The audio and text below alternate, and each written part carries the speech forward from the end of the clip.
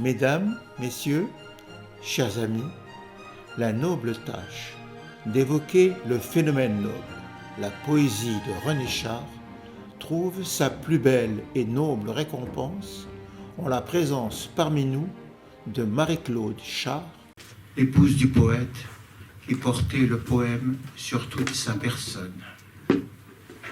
Chère Madame Marie-Claude Char, nous mesurons l'honneur que vous nous faites en cet instant où nous rendons hommage au grand poète résistant, en cet instant d'inauguration de la médiathèque de Solliès-Pont, qui s'honore de porter le nom illustre de René Char. 20e siècle, l'homme fut au plus bas. 21e, qu'aurait-il ajouté qu'il n'eût exprimé déjà? La terre plongée en enfer, Orphée n'a plus besoin d'y descendre pour rappeler à la vie son Eurydice, recluse dans les closeries de son silence éternel. L'âme humaine aurait-elle perdu son lien à l'âme du monde?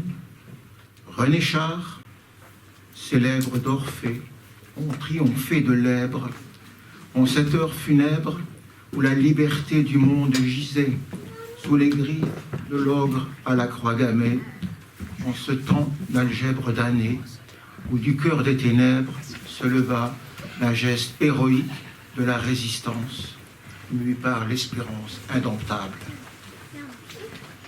René Char fut alors la haute figure du poète levé face à la barbarie en cette heure tragique où la France eut des réactions d'épave dérangées dans sa sieste, selon les mots du poète. Ses lèvres d'Orphée ont triomphé des ténèbres, où resplendit la beauté à son front lauré d'éclairs, et où miroitait la ferveur de son cœur solaire, comme il écrivait à la lueur de la bougie, sous le tableau de Georges de la Tour, le prisonnier. Char s'en fera l'écho en écrivant « Nous n'appartenons à personne, sinon au point d'or de cette lampe inconnue de nous, inaccessible à nous, qui tient éveillé le courage et le silence, voire feuille d'hypnose. En cette longue nuit où la France sombrait sous la morgue nazie, un poète s'est levé, seul et sans maître, à l'orée de France, au chant très sobre du Loriot, selon les paroles d'hommage de Saint-Jean-de-Perse à René Char. Souhaitant tous ici rassemblés, longue vie à la médiathèque de Solliès-Pont, qui porte le nom illustre de René Char. Que son sens de la beauté auturière, sa vision altière, la vérité de son amour rayonne dans le décours d'un temps d'apocalypse. Honneur au poète qui sut, face au terrible dénuement où sombrait la France, se lever et nouer en une seule étreinte beauté, justice et vérité. Salut au poète, levé dans l'estime, tel Dante salué par Saint-Jean-de-Perse. Poésie unique montée des hommes, poésie la vie future, à l'intérieur de l'homme requalifié. Avec la résistance, le poète est retourné pour de longues années dans le néant du Père. Ne l'appelez pas, vous tous qui l'aimez. Ah, beauté et vérité fassent que vous soyez présents nombreux aux salves de la délivrance. Chant du refus. Et nous qui l'aimons, nous n'ignorons pas le héros qui assura la défense du pont de Gien, permettant à la population de fuir. Ce fait d'armes lui valut la croix de guerre. Après la débâcle, il entre dans l'armée secrète sous le nom de capitaine Alexandre en 1941. En 1942, il est nommé chef du secteur Durance Sud. En 1943, il devient le chef départemental de la section atterrissage, parachutage, avec le grade de capitaine. La SAP, section atterrissage, parachutage, aura récupéré 53 parachutages, constitués de 21 dépôts d'armes, dont aucun ne tombera aux mains des Allemands. Elle aura créé un réseau de communication radio, un système départemental de transport clandestin. Vous trouverez tout cela dans beaucoup d'ouvrages, mais surtout dans le livre de Madame Marie-Claude Char, qui a été réédité en 2024. Les témoignages des compagnons de René Char au maquis soulignent tous les faits saillants, son courage, sa lucidité, une stricte fermeté associée à la chaleur humaine, son affectueuse et méticuleuse attention aux moindres détails, sa capacité à galvaniser et à catalyser les divers éléments qui constituent le maquis. Telles sont les appréciations portées sur le dossier militaire de René Char, le capitaine Alexandre. Si le poète a répondu présent face au désastre et au déshonneur où l'a plongé son époque, c'est qu'il portait en lui une vision en phase avec l'optimisme tragique des Grecs, cher et partagé par son ami Camus. Pour eux, l'histoire a rendez-vous avec les grandes individualités faites pour des moments peu communs. Clin d'œil à René Char. Et en résonance avec la pensée d'Héraclite, pour qui Polémos gouverne toute chose. Char s'écrit, tout commencerait par une explosion et finirait par un concordat. C'est absurde. C'est dans Feuillet d'Hypnos. Le néant qui frappe l'ataraxie, de fausses vacuités, les êtres pétrifiés dans le regard stoïque de Narcisse n'attirent pas le poète résistant. Face à cette impuissance, s'est levé le poète indomptable qui refuse la fatalité sans jamais perdre sa foi dans les pouvoirs de la parole. René Char, qui ne publiera pas de poèmes durant toute la période de la résistance, sait par un surinstinct de ciel qu'il n'est pas de grand poète qui n'ait un sens au sens du langage. Il croit aux vertus du logos, à la puissance des mots par lesquels la poésie, dit-il, est une connaissance productive du réel. Là encore, il demeure en affinité avec Héraclite, dont l'âme humaine vit un logos qui prend en elle de la force. L'inconnu vient au poème comme si après l'abandon du divin, la Genèse se poursuivait en l'éclair de la parole, l'irradiance du verbe. Produit ce que la connaissance veut garder secret, la connaissance au sans passage. Étincelle de lumière, née de la liberté, grand commenceur, le poète est magicien de l'insécurité et il n'a que des satisfactions adoptives. Le poème est un point diamanté actuel, né d'orage pèlerin, de la rencontre d'orage pèlerin et de présence transcendante. La vocation du poète est d'aller de l'avant, ir adelante, comme le disait Santa Teresa de Ávila. Dans l'éclatement de l'univers, nous éprouvons, prodige, les morceaux qui s'abattent sont vivants, dit René Char. La création semble avoir échoué dans la formation de l'homme, où demeure en partie inachevée, et c'est au poète de parachever la Genèse par le mystère, le sacre du poème, et de ne pas s'attarder à l'ornière des résultats.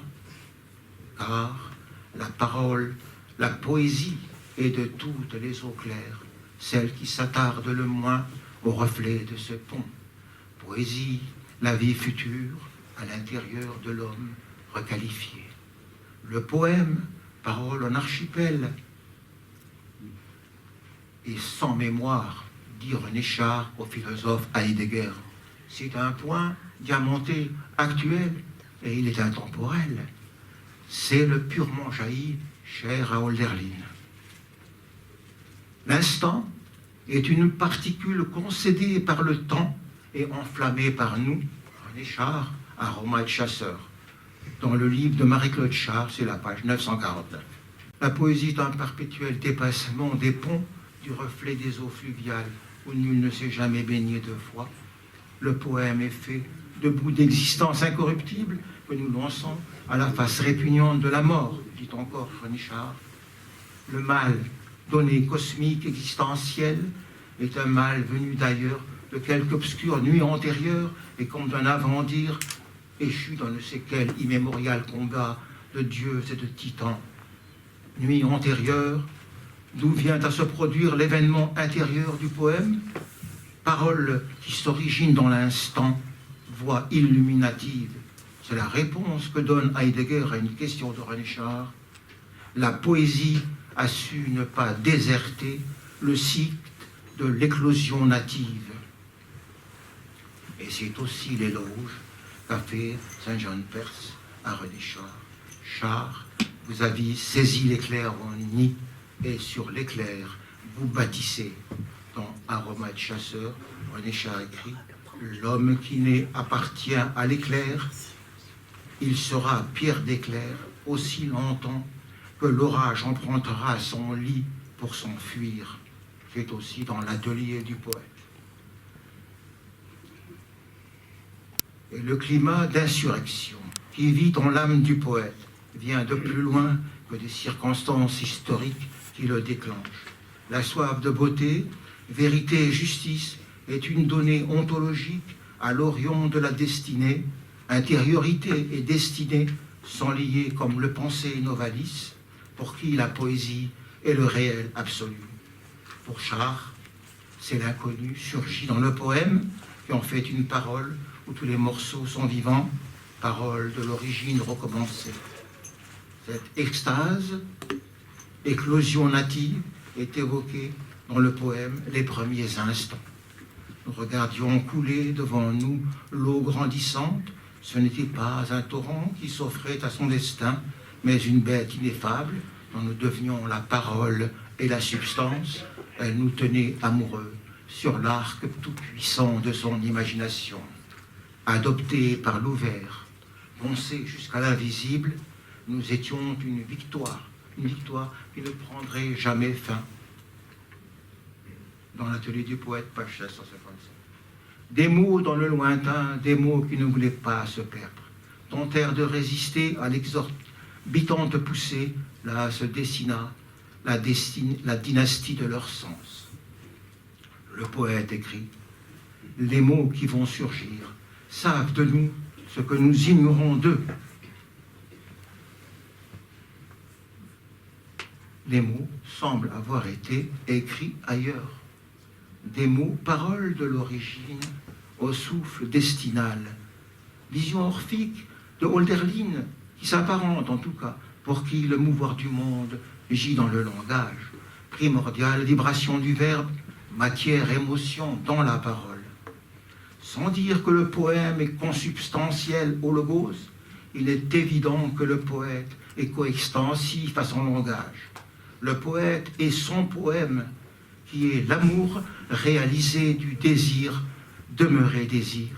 Il enfante ainsi l'inextinguible réel incréé. Car il n'est de poète qu'à l'instant où jaillit le poème, à l'instant où scintille la matière émotion dont les mots qui en sont l'écho et la beauté et la vérité. Il faut que les mots soient pourvus déjà de cet écho antérieur qui fait occuper au poème toute la place sans se soucier de la vie et de la mort du temps, ni de ce réel dont il est la route traversière. Dans l'atelier du poète Aroma de chasseur, il me faut la voix et l'écho, dit René Char. La poésie est comme une écophanie ou une écophonie en tout cas.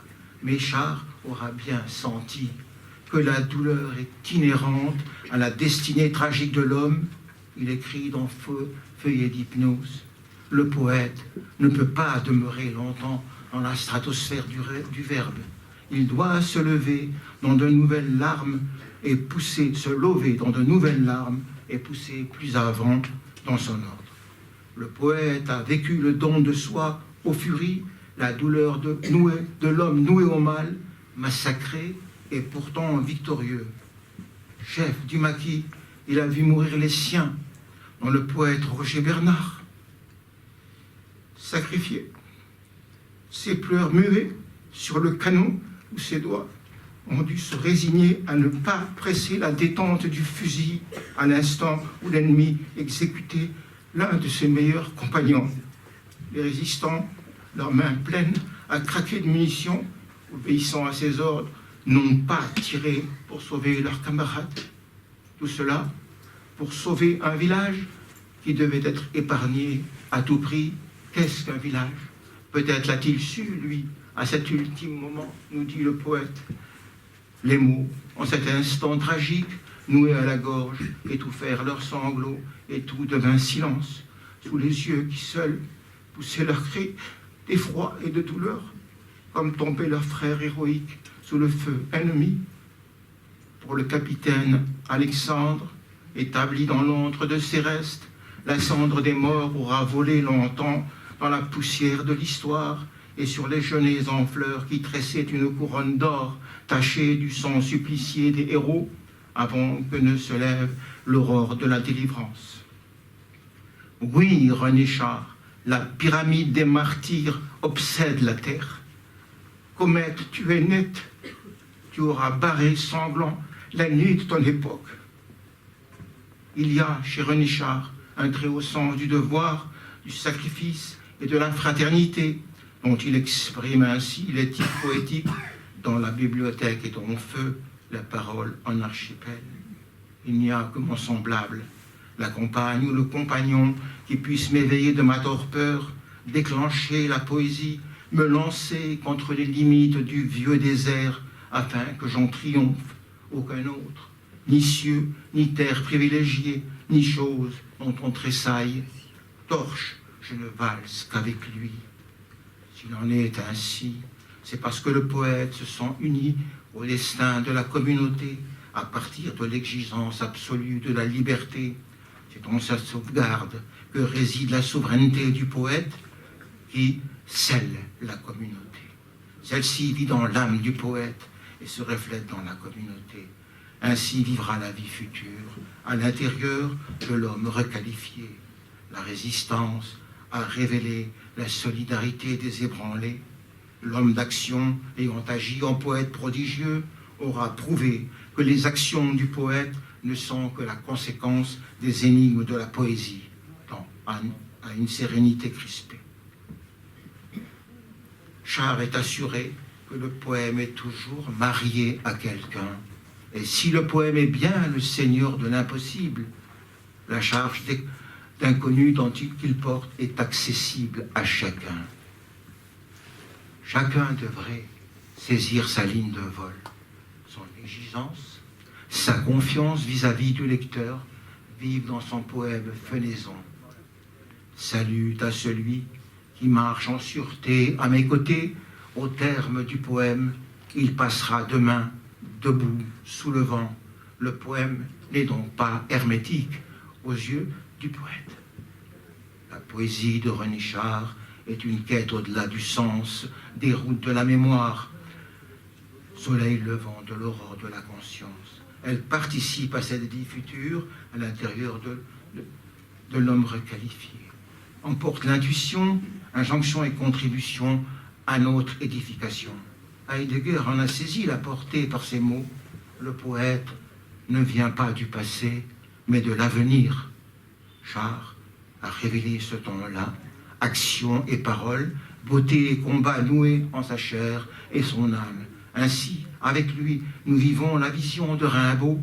La poésie ne rythmera plus l'action, elle sera en avant. L'action, au sein de la résistance, a établi la distance prise avec un moment important de son aventure de poète, le surréalisme. Dénonçons avec humour les lys épargnants du sommeil. Il veut faire, si possible, du diurne, du jour, prohiber l'égal de la nuit et s'écrit compagnons pathétiques qui murmurez à peine, allez la lampe éteinte, et rendez les bijoux. Un mystère nouveau chante dans vos os. Poète, développez votre étrangeté légitime. Son dur second regard fait le bilan du surréalisme, l'on reconnaît le faste et les imprécations justes, et aussi les excès et précises. Après la brouillonne vacances, de la profondeur injectée, dont les figures chaotiques ouvrirent le champ, servirent de champ à l'inquisition d'hommes bien doués, mais incapables de toiser l'universalité du drame.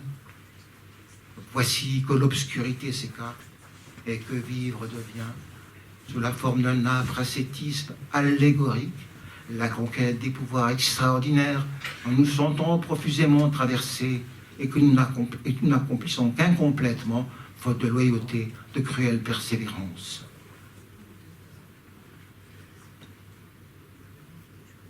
Et de cruel discernement, dont seul demeure. Char sait que le poète susceptible d'exagération évalue correctement dans le supplice, aphorisme 154, fureur et mystère, accumule puis distribue, soit la partie du miroir de l'univers la plus dense, la plus utile et la moins apparente, aphorisme 156. Dans Feuillet d'hypnose, comme dans Fureur et mystère, transparaît cette conquête des pouvoirs extraordinaires. Un fossé s'est creusé entre l'ère du surréalisme et celle où la parole s'est jointe, pour ainsi dire, à la geste de la résistance. Tuer m'a décuirassé pour toujours. Tuer m'a décuirassé pour toujours. Lequel entendre, dit René Char. Dans l'âge cassant, les années de combat sont passées.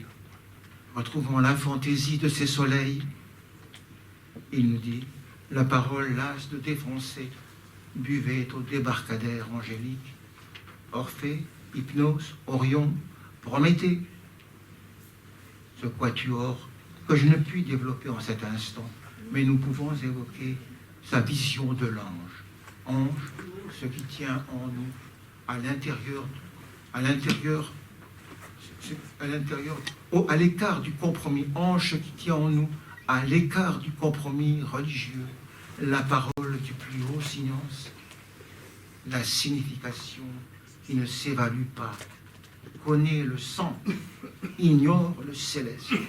Mais Char dit aussi ailleurs, il semble que ce soit le ciel qui est le dernier mot, mais il le prononce à voix si basse que nul ne l'entend, dans les dentelles de Montmirail. Marie-Claude Char, Atelier du poète, page 775. Cessons de miroiter. Toute la question sera de savoir à un moment si la mort met vraiment un point final à tout, mais peut-être notre cœur n'est-il formé que de la réponse qui n'est pas donnée, s'écrie René Char. Hölderlin lui fait écho. Le Père, lui, entend, étend sur nous un voile de nuit pour qu'il nous reste encore un lieu.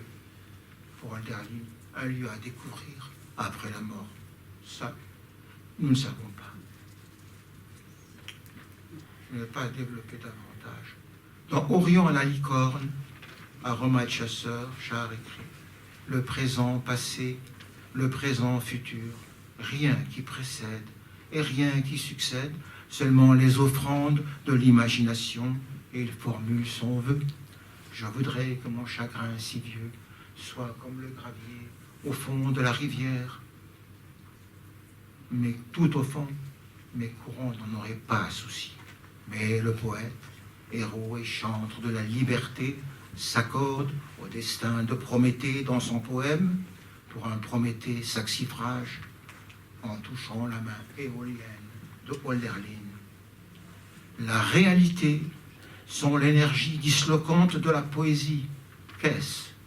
Dieu avait trop puissamment vécu parmi nous. Nous ne savions plus nous lever et partir. Les étoiles sont mortes dans nos yeux qui furent souveraines dans son regard. C'est toute son éthique métaphysique, sa poétique, sa soif d'absolu, étanchée aux sources du réel qui scintille dans cet autre texte. Il y a deux versions, je prends la version de l'ouvrage de Marie-Claude. Nous ne jalousions pas les dieux, ne les craignons pas, mais au péril de notre vie, nous attestions leur existence multiple et nous nous émouvions d'être de leur élevage aventureux lorsque cessait leur souvenir. Bréviaire de l'éclair, au-dessus des urnes de la mort, ou évangile de la brève lumière, par nuit d'exil écrit sur le vélin du divin silence. Tu es comète apparue au foyer de l'instant, dans la ferveur du ciel, toujours imprévisible de la poésie. Ô poète, l'aigle est au futur, nous dis-tu, mais tu es pour toujours dans nos cœurs. L'enfant ébloui par le moulin qui tournait dans son incendie blanc, sur les eaux de l'île sur Sorgue, et d'où jaillit le pain de la douleur transfigurée, qui a vaincu la morgue nazie. Et tu contemples peut-être la noria sur les ondes de la Voie lactée, où scintillent les points diamantés des poèmes poètes ne sont pas encore nés et viennent vers nous sur les ailes d'or de l'avenir. Tombe à nouveau le feu du ciel au fauvéat de nos dévas, et dans la nuit fauve de l'histoire, le poète saluera toujours l'éclair du poème né de rien, les pieds nus dans la rosée d'une aube inconnue. Chantre immémorial du voyage de l'univers, de l'énergie dans l'univers. Le poète, empereur prénatal, seulement soucieux du recueil de l'azur, accomplira les souhaits de tous, comme le dit René Char dans son poème « Le bois de Lepte ». Je lirai dans un instant. Chers amis, je vous remercie de votre chaleureuse attention. Le bois de Lepte. Je n'étais ce jour-là que deux jambes qui marchent, aussi le regard sec, le nul au centre du visage. Je me mis à suivre le ruisseau du Vallon, bas coureur. Ce Fadermite ne s'immisçait pas dans l'informe où je m'étendais plus avant. Venu du mur d'angle, d'une ruine laissée jadis par l'incendie, plongèrent soudain dans l'eau grise deux rosiers sauvages, pleins d'une douce et inflexible volonté. Il s'y devinait comme un commerce d'être disparu à la veille de s'annoncer encore. Le rauque incarnat d'une rose, en frappant l'eau, rétablit la face première du ciel, avec l'ivresse des questions, éveilla au milieu des paroles amoureuses la terre, me poussa dans l'avenir comme un outil affamé et fiévreux. Le bois de Lepte commençait un tournant plus loin, mais je n'eus pas à le traverser, le cher grainetier du relèvement. Je humais sur le talon du demi-tour le remugle des prairies où fondait une bête. J'entendis glisser la peureuse couleur de chacun. Ne me traitez pas durement, j'accomplissais, je le sus, les souhaits. René Char, merci infiniment.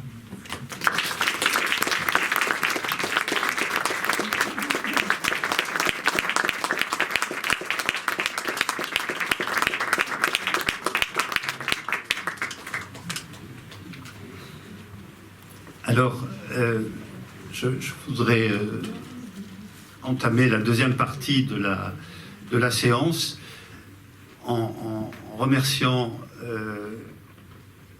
Georges pour les émotions qu'il a fait passer, notamment lorsqu'il a évoqué la période de la Résistance, mais aussi lorsque vous avez lu un poème fort célèbre au demeurant, qui s'appelle Le bois de Lepte, qui est une espèce de prise de conscience soudaine de chacun. Ne me traitez pas durement, je le suis, j'accomplissais les souhaits. C'est-à-dire que ce qui était en filigrane dans l'intervention de Georges, avec lequel d'ailleurs on pourra peut-être discuter de certains points, c'est que pour aussi abrupte, pour aussi âpre pour aussi mystérieuse et aussi furieuse, hein, fureur et mystère. Même si le mot fureur renvoie à la furor latine, c'est-à-dire l'état second d'une inspiration de création poétique. Il y a aussi cet emportement, le langage est emporté, le langage est mystérieux, et il peut décontenancer. Georges vous a lu un certain nombre de citations qui étaient enchâssées dans son propos. Il a fini par la lecture d'un poème. Et moi, je voudrais partir de là pour que vous ayez la sensation que l'œuvre de René Char, elle est à la portée de tous, en dépit de son aspect âpre, brut, énigmatique, et comme je l'ai dit, mystérieux, et emporté, magmatique en quelque sorte, si vous voulez. Et pour cela, je vais vous raconter comment moi j'ai découvert cette œuvre. Alors, je m'appelle Patrick Hillier, je suis prof émérite à l'université de Côte d'Azur. Je suis, entre autres choses, compositeur et poète. Et quand j'étais adolescent, j'ai très vite lu la poésie dès 10-11 ans. Et il y a eu comme ça des années. Par exemple, j'étais en 3e, je dévorais Rimbaud et Mallarmé. Figurez-vous, j'y comprenais rien, mais ça me fascinait. Je passe en seconde, j'avais 15 ans, et c'est un poète dont Georges a parlé, Saint Jean de Perse, qui m'a bouleversé. Et d'ailleurs, mes camarades avec qui je jouais au rugby, puisque je suis toulousain, me regardaient avec des gros yeux en me disant « Mais tu dis quoi ?» Ils ouvraient au hasard « Mais ça veut dire quoi ?» Et je dis « Mais vous n'entendez pas ce qui se passe là-dedans, c'est fondamental, c'est notre vie qui est en jeu là-dedans. » Et puis, j'arrive en première, et à ce qu'on appelait à l'époque le CDI, le Centre de documentation et d'information, qui est un petit cousin d'une médiathèque, hein, eh bien, il y a eu, à ce moment-là, je finis cette anecdote, il y a eu la découverte de Fureur et Mystère. Et là, je dois vous dire que certaines des citations que Georges vous a données, hein, la poésie de toutes les eaux claires, celle qui s'attarde le moins au reflet de ses ponts, poésie du futur à l'intérieur de l'homme, requalifiée, une merveilleuse. À chaque effondrement d'épreuve, le poète répond par une salve d'avenir. Alors quand vous avez 16 ans, vous avez une crise d'adolescence un peu tardive, comme ça, où toutes les preuves s'effondrent autour de vous. Quelqu'un vous dit, il faut répondre par une salve d'avenir. Alors, je dois vous dire que ça m'a tiré d'affaire d'une certaine façon, tellement qu'au bout de quelques mois, je savais qu'il habitait l'Île-sur-Sorgue, j'ai pris ma plume et j'ai donc envoyé un courrier, René Char, l'Île-sur-Sorgue, où je disais grosso modo quelque chose comme ça. Cher monsieur René Char, je vous remercie de vos poèmes. Ils sont pour moi comme des bassins d'eau lustrale dans lesquels je viens me baigner et j'en ressors comme votre adolescent souffleté, à la fois plus vulnérable, c'est-à-dire plus sensible, plus traversé par les émotions du monde, par la part tragique de l'humanité dont a parlé Georges, et plus fort, plus vulnérable, plus fort. Et j'envoie ça. Et un jour, un mois plus tard, je reconnais une écriture parce que j'avais vu dans les petits volumes consacrés à René Char, notamment la collection Séguer, cette écriture cursive là, d'une grande élégance et d'une grande force en même temps. Et puis je vois le tampon Île-sur-Sorgue. J'ai passé plusieurs heures avant d'ouvrir, avant de décacheter l'enveloppe. Et qu'est-ce qu'il y avait dans l'enveloppe? Il y avait 2 cartes postales. Une carte postale avec un visage en bas-relief du néolithique. Et derrière, René Char avait écrit un poème, le premier vers d'un poème qui est peut-être l'écho de ce poème dont je vous ai parlé tout à l'heure, à savoir La salve d'avenir. Hein, on est vers le futur. Et il avait écrit « Redonnez-leur ce qui n'est plus présent en eux ». Alors moi, tout d'un coup, ça m'a ouvert une porte extraordinaire, parce que j'avais lu ce poème, que je vais vous dire, et je pensais qu'il fallait le lire à l'aune temporelle d'une vie humaine. En réalité, vous allez comprendre, il y a le visage néolithique derrière. Donc il faut le lire à l'aune temporelle de l'humanité ou du vivant sur la terre. Redonnez-leur ce qui n'est plus présent en eux. Ils reverront le grain de la moisson s'enfermer dans l'épi et s'agiter sur l'herbe. Apprenez-leur de la source à l'essor, et 12 mois de leur visage. Ils chériront le vide de leur cœur jusqu'au désir suivant, car rien ne fait naufrage ou ne se plaît aux cendres. Et qui sait voir la terre aboutir à des fruits, point ne l'aime l'échec, quoiqu'il est tout perdu. Alors quand vous prenez ça en travers de la figure quand vous avez 16 ans et que vous êtes dans des atermoiements plus ou moins ridicules d'ailleurs, ça vous galvanise. Et l'autre carte postale, c'était une carte postale que lui avait fabriquée Guy Lévis-Manot, poète, imprimeur. Donc sur le côté recto, il y avait quelques aphorismes de René Char. Il n'est pas digne du poète de mystifier l'anneau, d'investir sa laine. Reste avec la vague au moment où son cœur expire. Tu verras. Et derrière, René Char avait écrit, alors rappelez-vous que j'avais parlé de bassin d'eau lustrale, Patrick Hillier, je vous remercie de vos paroles, de ce ruisseau que vous avez découvert en vous au moment exact où vous deviez vous pencher sur lui et le saisir. Lui, le bouleversé futur. Patrick Hillier, je vous serre la main, René Char. Je peux vous dire que ça, ce n'est pas pour rien dans le petit état civil, la petite mini-biographie que je vous ai donnée tout à l'heure. C'est-à-dire, je dois à René Char d'être sorti par le haut d'une période un peu trouble, et je dois à René Char d'avoir fait ce que j'ai fait pendant les quelques décennies qui ont suivi. Et c'est ce que je tenais à partager avec vous, à la lueur de ce que vient de dire Georges, avec lequel d'ailleurs on est souvent en désaccord sur la lecture de René Char. Il vous a donné une lecture qui est très proche d'une vision heideggerienne de René Char. Je n'ai pas du tout cette lecture-là. Mais ça, c'est les grands poètes, c'est comme ça. Ils vous livrent une œuvre mystérieuse, et nous qui sommes au terme du poème, il vous l'a dit, Georges, il a cité cette phrase. Salut à celui qui... voilà, il marchera debout sous le vent au terme du poème. Eh bien, nous sommes debout sous le vent au terme du poème. Le poème, il nous a traversés, le poème, il nous a forgés, il nous a formés, il nous a nourris. Il a nourri notre sensibilité, il a nourri notre spiritualité, mais ensuite, après, nous en avons une interprétation qui est singulière.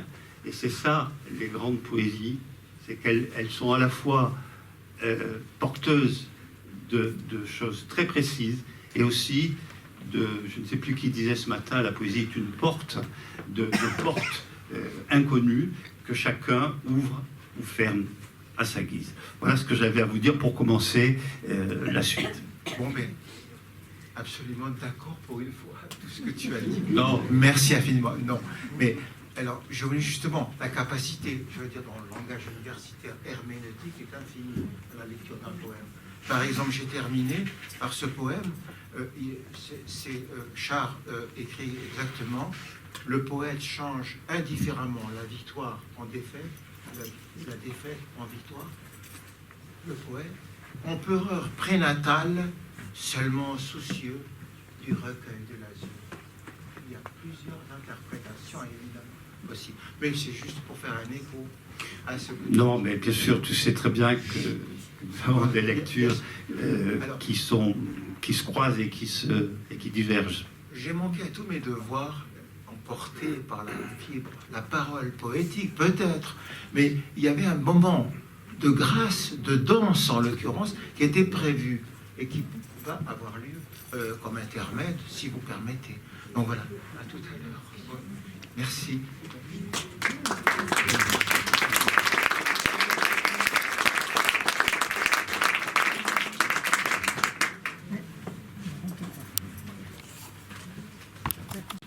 Merci. Tout d'abord, je voudrais dire que ce ballet m'a beaucoup plu parce que il est bien dans la ligne de Char, dans la mesure où Char a écrit des arguments de ballet. Et je pense que dans un ballet, et dans celui que nous venons de voir,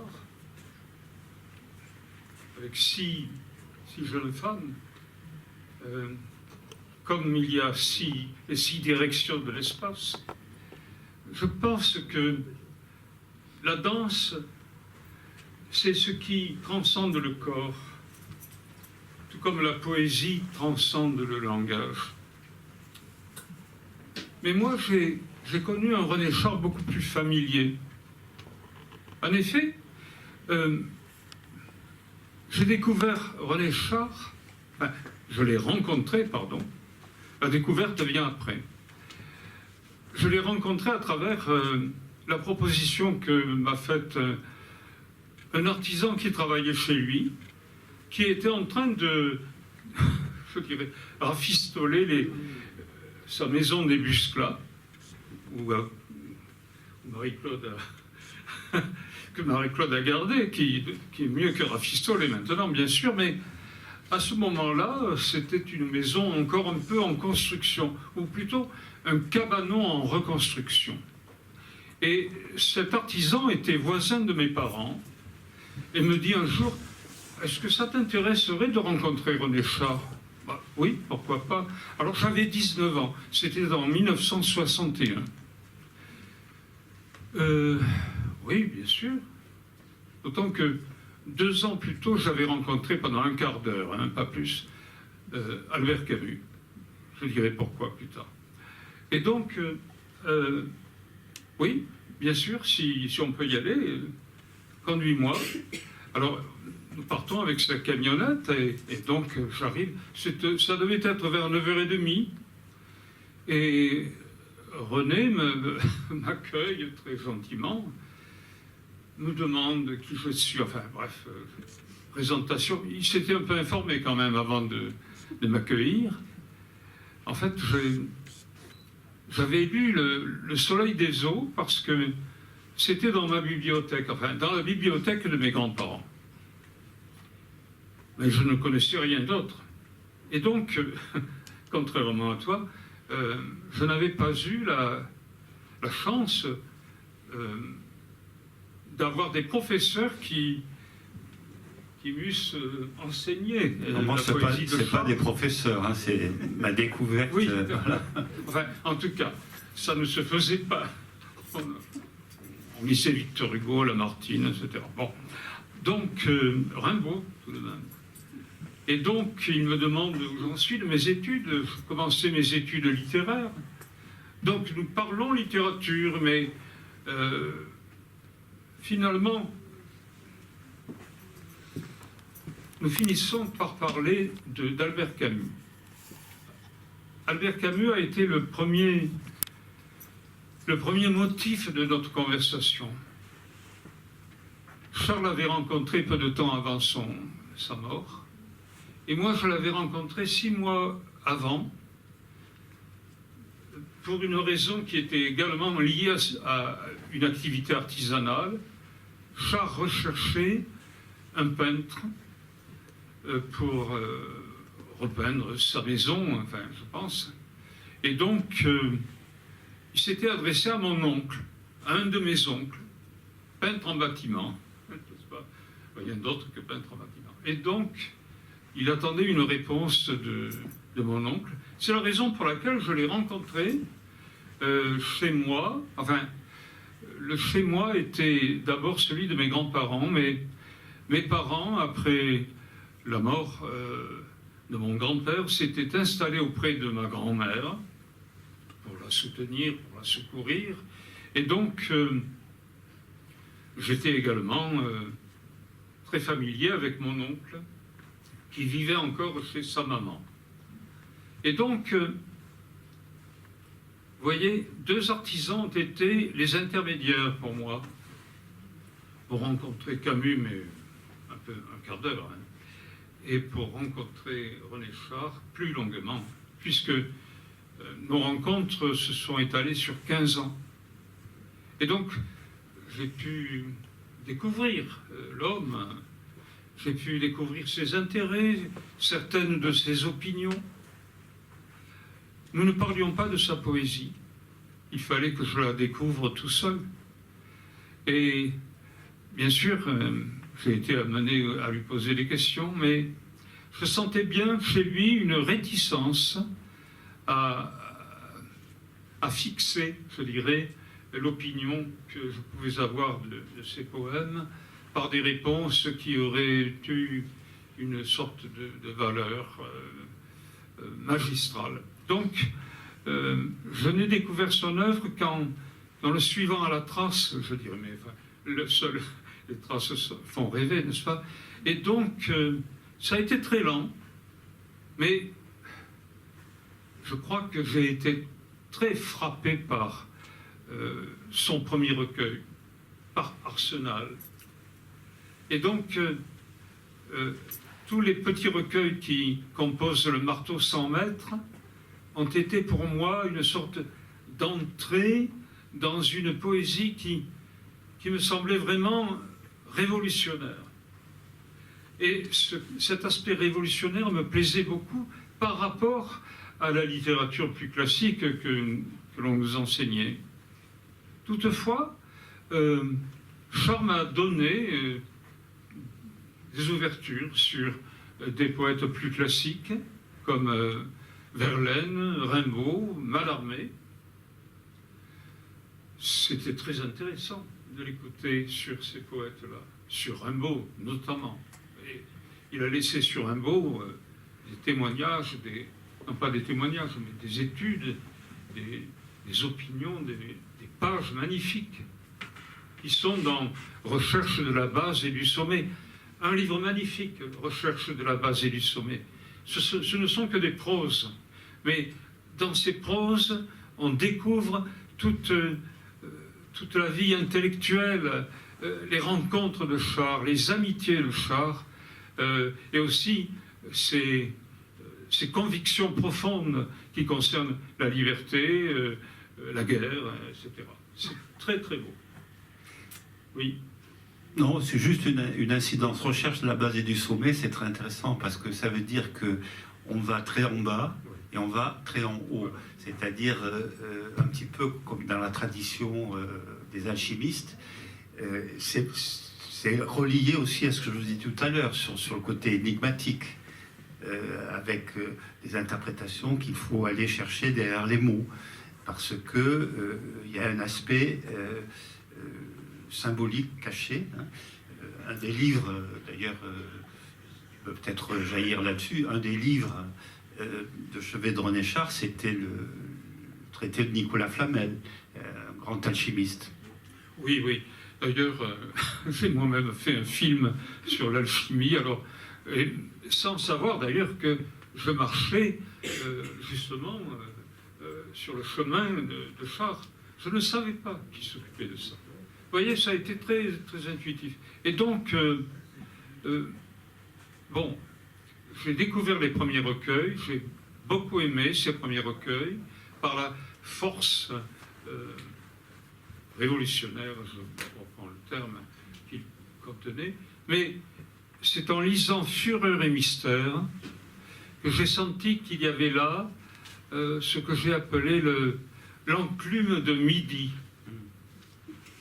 Parce que dans Fureur et mystère s'exprime, je dirais, tout l'apport qui vient d'une certaine façon, mais qui s'épure, n'est-ce pas? L'apport des surréalistes, mais qui est complètement épuré, et d'autre part, une ouverture sur un avenir.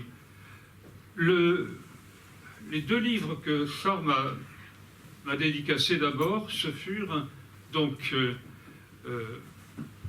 parce qu'il me je l'avais déjà lu, mais il me le redédicace, c'est pardon, j'ai dit le titre.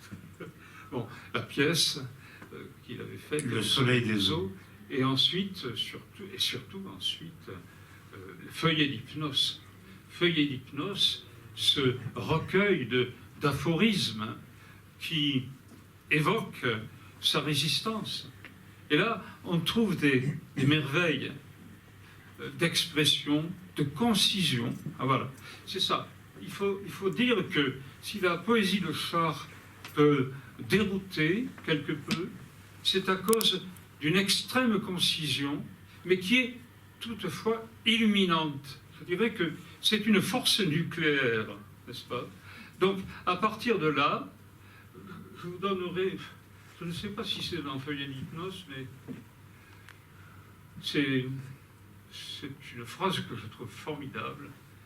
Tu feras de l'homme qui n'existe pas un homme meilleur qu'elle. Qu'est-ce qui ne se dit pas là-dedans, n'est-ce pas? Et il y a aussi, je pensais à un moment donné dans ce que disait Georges, obéissez à vos porcs qui existent. Nous soumettons à nos dieux qui n'existent pas. Vous pouvez le méditer par les temps qui courent, je crois que ça vous donnera quelques idées. D'ailleurs, à ce propos, Charles m'a dit un jour, parce que je l'ai interrogé quelquefois lorsque je préparais un film que je voulais faire sur son œuvre, je suis un gnostique athée. C'est-à-dire un connaissant, n'est-ce pas, mais qui ne se rattachait à aucune religion. Voilà. L'athéisme de Chartres, c'était ça. Ce n'était pas, je dirais, il y avait chez René Char une sorte d'appréhension de l'infini, et la transcendance est évidente chez lui. Donc, on ne peut pas dire qu'il était athée au sens où il aurait eu une absence totale de religiosité. Il y avait chez lui une religiosité, mais sans religieux. Voilà. Donc, oui. Non, termine, après je... C'est ce qui m'avait beaucoup impressionné chez lui aussi. Voilà, donc, j'aimerais bien lire quelques poèmes. Alors, Deux d'abord, peut-être. oui, je vais juste Oui. revenir sur ce que Oui. tu viens de dire, parce qu'il me semble qu'il y a quelque chose de très important là-dessus. Vous savez, un jour, il est interviewé, et la personne qui l'interviewe, je crois que c'est pour un journal provençal, lui dit, on dit que vous êtes hermétique. Et lui, il répond, eh ben, ça me fait bien rire qu'on dise ça. Moi, vous savez, j'ai un critique. C'est un braconnier. Il est illettré.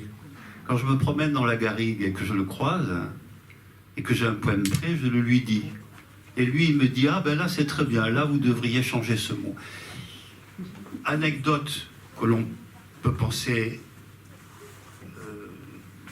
tout à fait véridique, que l'on peut penser enjoliver si l'on veut, mais en tout cas, elle dit quelque chose de très clair. Elle dit que, pour aussi raffiner que soit l'écriture de René Char, il s'inscrit dans une tradition qui est celle de la littérature orale. D'ailleurs, dans Feuillet d'hypnose, il tourne en dérision un capitaine qui vient d'Alger, qui dit à Char, « Je ne comprends pas le langage de vos diables de maquisards. » Et effectivement, pourquoi? Parce que, et la réponse c'est parce qu'il parle une langue qui est une langue ancestrale, qui est passée de bouche à oreille, etc. Donc il s'inscrit dans une tradition qui est celle de la réception du poème dans la lecture. Donc ça tombe très bien, puisque André vous propose de lire quelques textes. Moi, je vais peut-être en faire autant après. Un seul, pour ma part.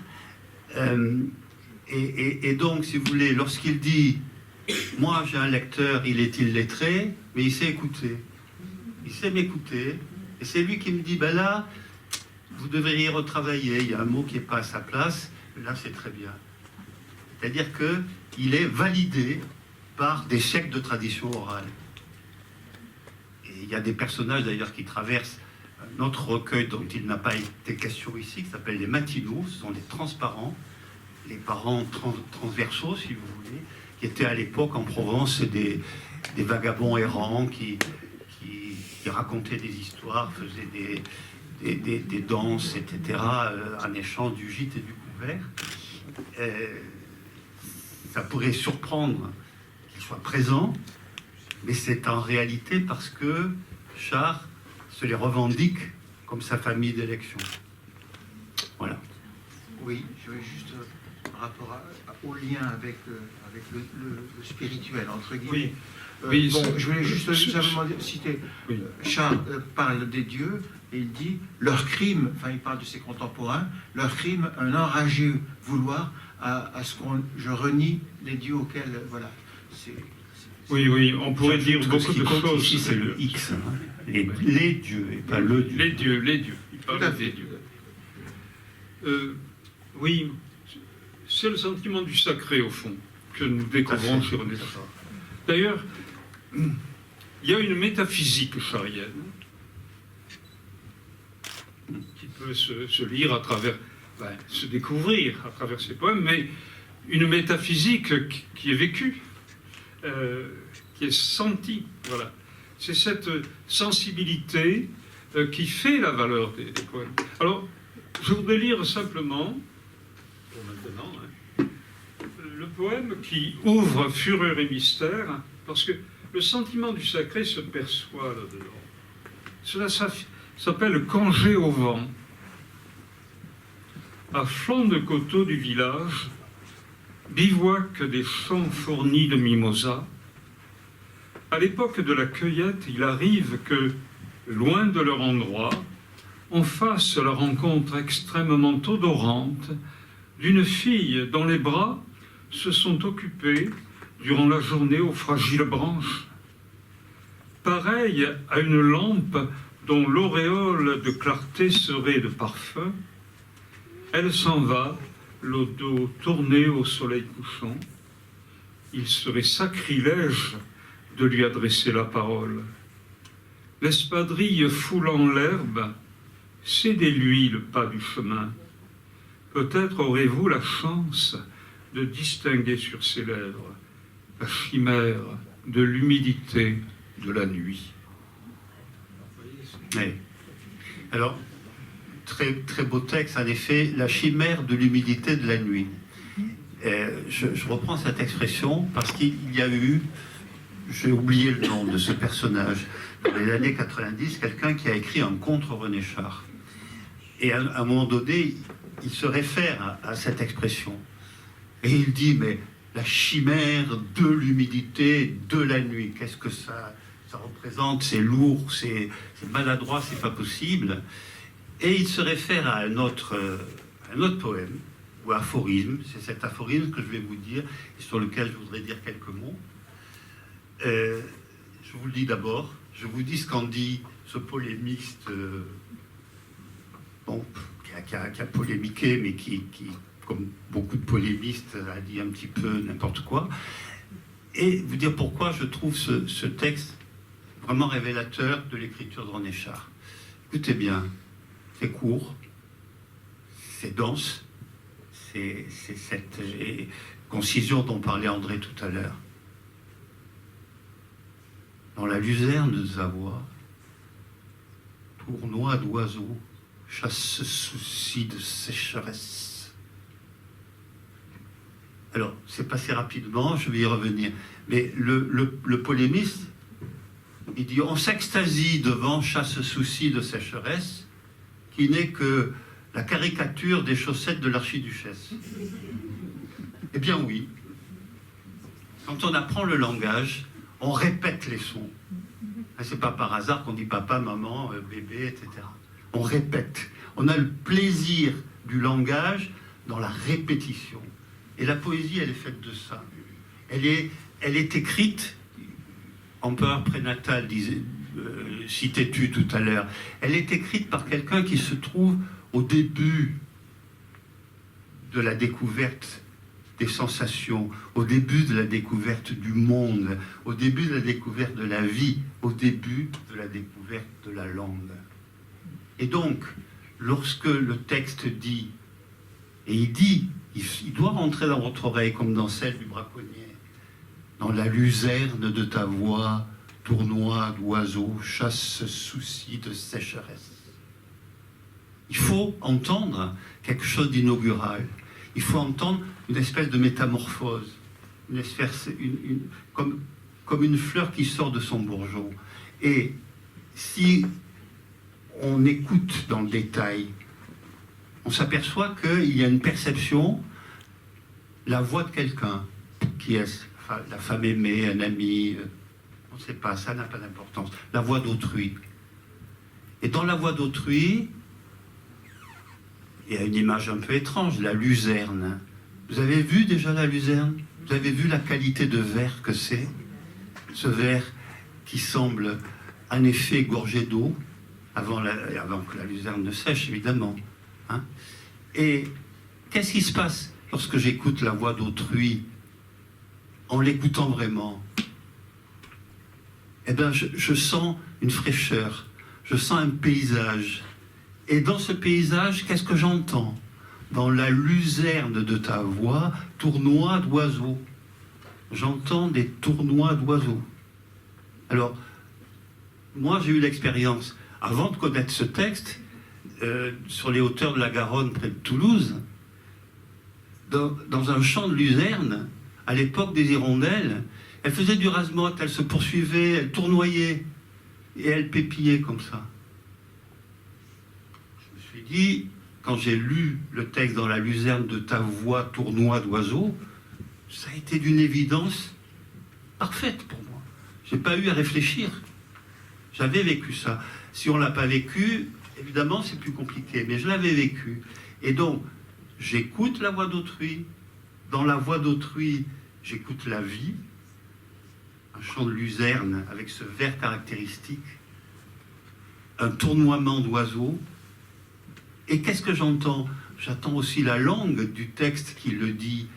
Dans la luzerne de ta voix. Vous voyez, il y a ce qu'on appelle une expression à partir de la préposition dans.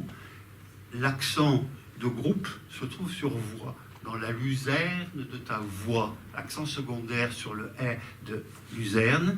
Accent plus fort sur le « oie » de voix. D'ailleurs, on a montré, un des grands commentateurs de Char a montré que tous ces sons comme le « oie », le « yeux », etc., fascinaient Char parce qu'il les place dans ses poèmes à des moments significatifs. Parce que c'est ni des voyelles ni des consonnes, c'est à la fois des voyelles et des consonnes. Ça jette le trouble, ça garde vivant le mystère. Et donc, dans la luzerne de ta voix, tournois d'oiseaux. Ah, 2 fois voix après le voix sous accent. Tournois, accent de mot. Oiseau, l'accent est sur O. C'est comme si on entendait ouah, ouah, ouah. Dans la luzerne de ta voix, tournois d'oiseaux. Vous voyez, il me faut la voix et l'écho. Cité encore Georges tout à l'heure sur un texte du chant de la Balandrane. Dans la luzerne de ta voix, tournois d'oiseaux. Alors, il y a le « est », il y a cet effet de sourdine wah-wah à la trompette, hein. Wah, wah, wah, et puis il y a le « o ». Et qu'est-ce qu'il y a à la fin? Chasse souci, la voyelle la plus aiguë qui existe en français. De sécheresse, on retrouve le « et » initial. Et on a ce que tournait en dérision, enfin, pensait tourner en dérision le polémiste, c'est ce chuchotement, cette vibration de la découverte de la vie, de la sensation et du langage. Voilà, René Char. Voilà ce qui peut nous confier au creux de notre oreille et au creux de notre cœur, évidemment. Bravo.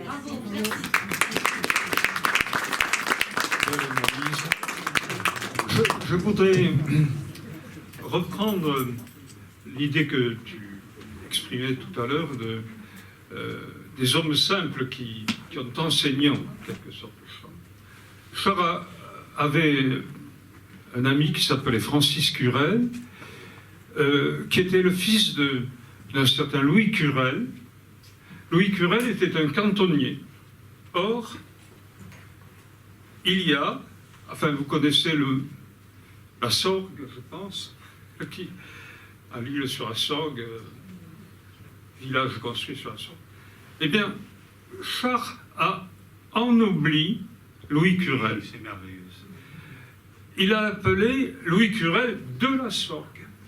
Et lorsqu'il s'adresse à lui, il l'appelle Sorgue. De sorte que vous lisez ce poème en vous demandant si vous allez découvrir des images fluviales. Non.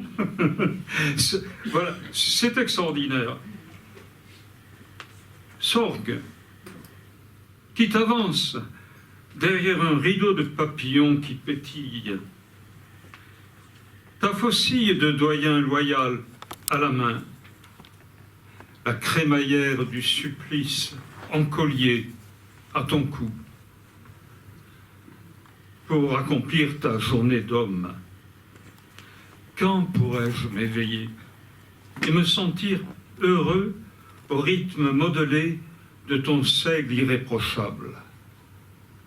Le sang et la sueur ont engagé leur combat qui se poursuivra jusqu'au soir, jusqu'à ton retour, solitude aux marges de plus en plus grandes. Puis, à ce moment-là, il évoque la résistance, parce que Louis Curel, évidemment, était un résistant comme lui. Francis Curel, d'ailleurs, avait été arrêté à un certain moment.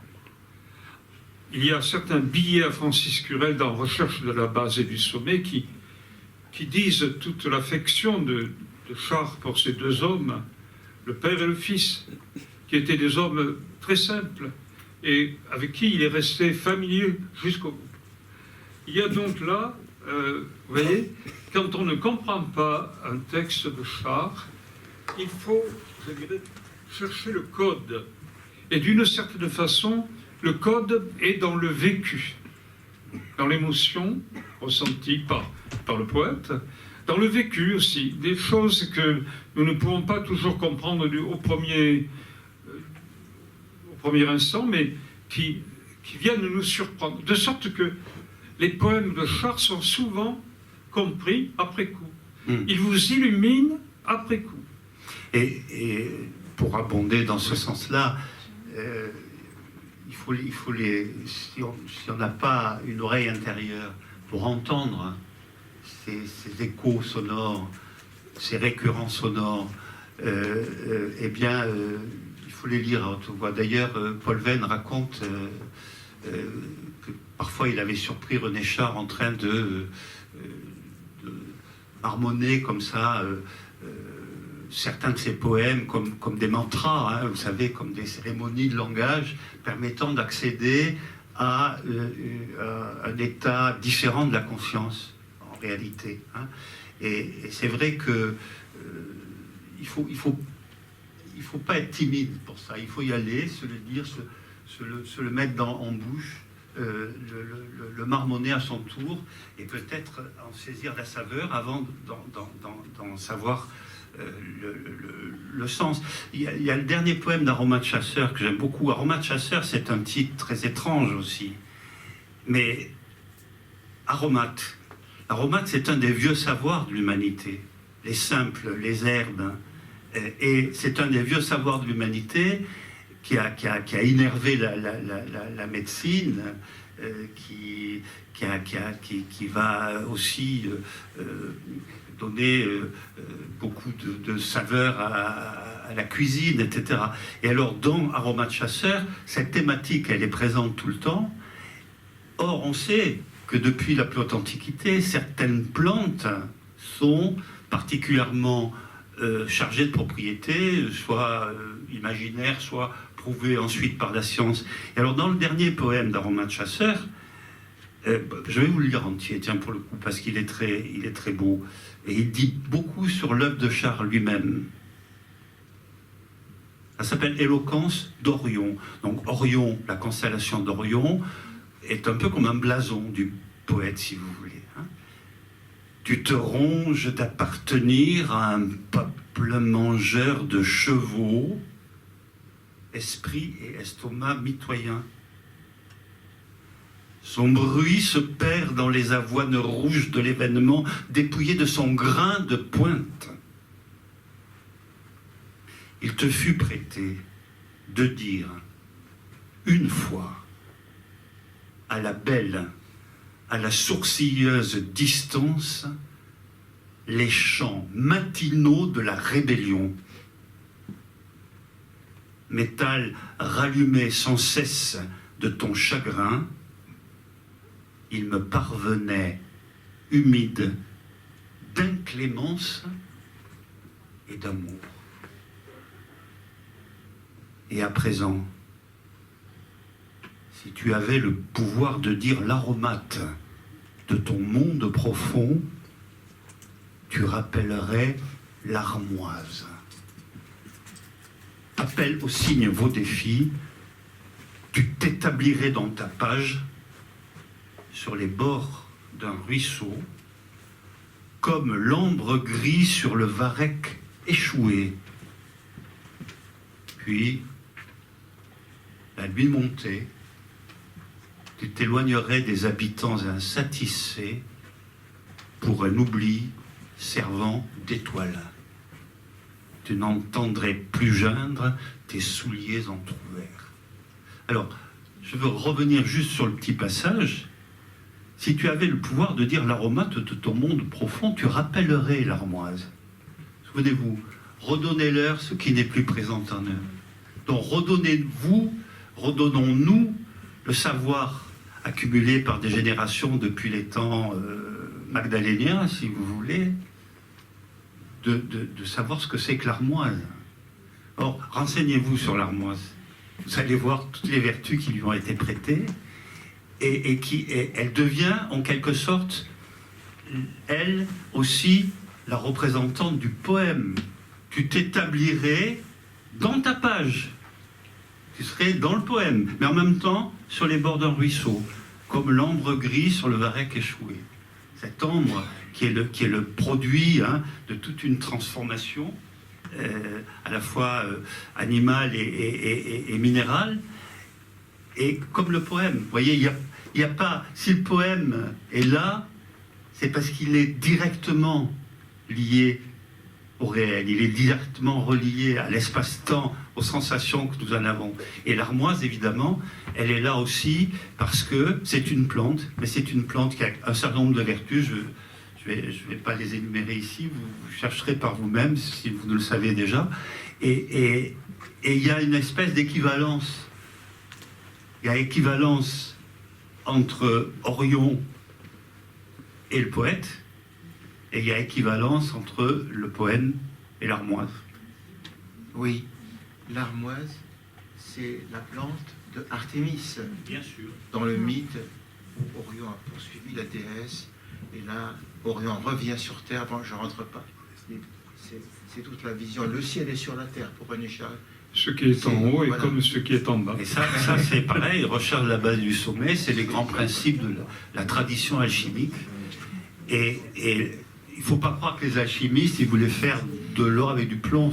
C'était la chose officielle. En réalité, le plomb, c'est ce que l'on est tant qu'on n'a pas transformé ce plomb en or, c'est-à-dire tant qu'on n'a pas acquis ce raffinement de la sensibilité, c'est ce vécu de la spiritualité en chair et en os.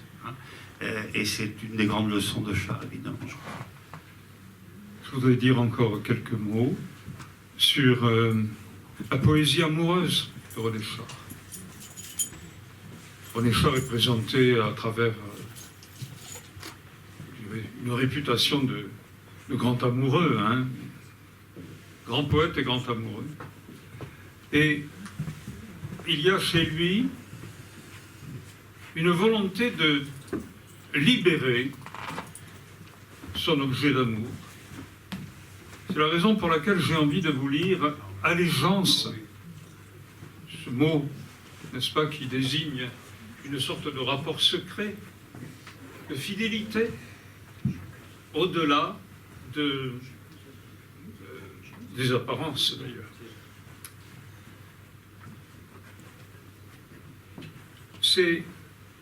Je vous ai lu le premier poème de Fureur et mystère, et je vous lis le dernier poème.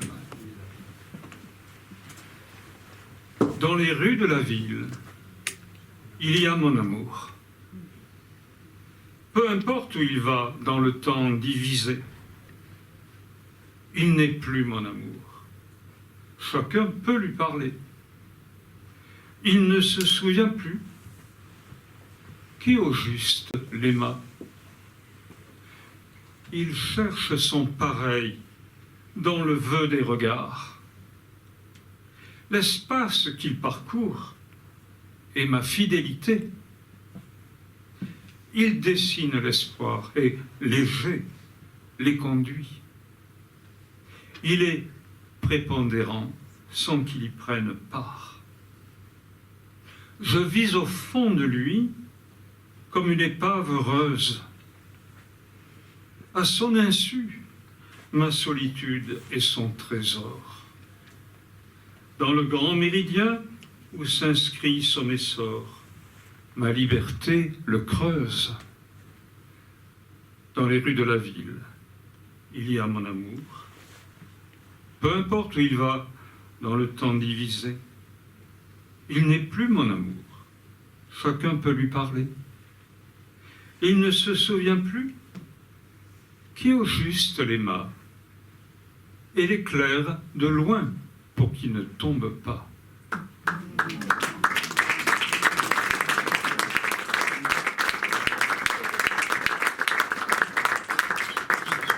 Oui, je ne lirai pas le dernier poème de ce livre. Vous le trouverez et il s'appelle La Menthe. Bon. Édition établie par Paris. Merci beaucoup. Merci infiniment.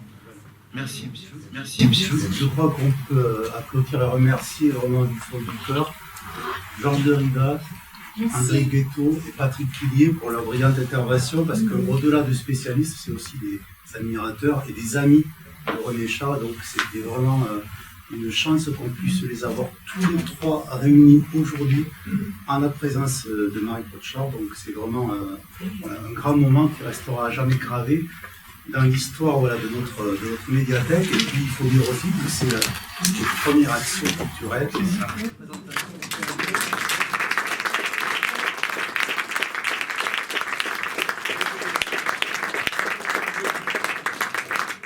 Je prépare la sortie d'un livre de mes souvenirs sur René Char, sur 15 ans de rencontres et d'entretiens.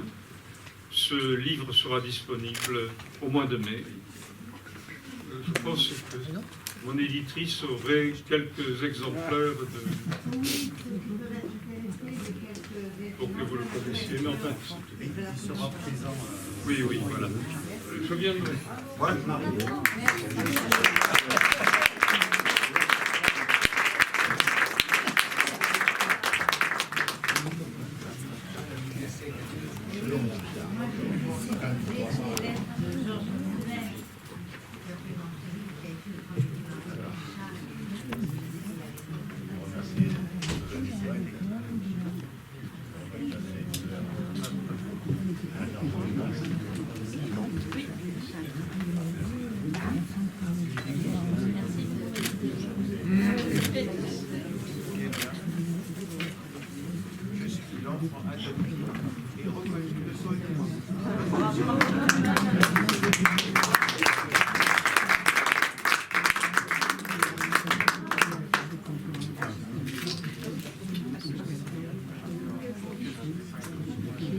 Avec le big band de l'école de musique de Soleil-Espont. En attendant, voilà, on va vous inviter à juste sortir.